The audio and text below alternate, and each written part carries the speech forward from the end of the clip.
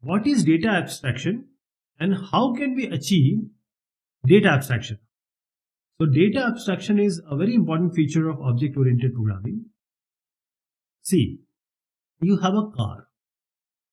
Now, when you go inside the car, from outside also, you will use key or you will use your remote to start the car.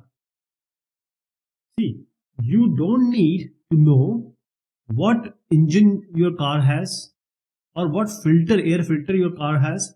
That is the clutch plate you don't want to know, because what is inside is not important to you. The important thing for you is that you can drive the car and you know the traffic rules. That is only important.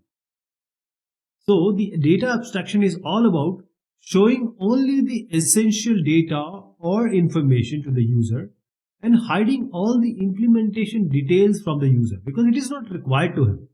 It is not that he wants it. He will not require it. So there are two ways to achieve the data abstraction. We make the abstract class and we make the abstract method.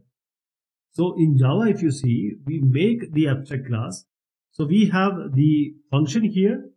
We can make it as the abstract class employee. When this is the class employee, we can make it as abstract.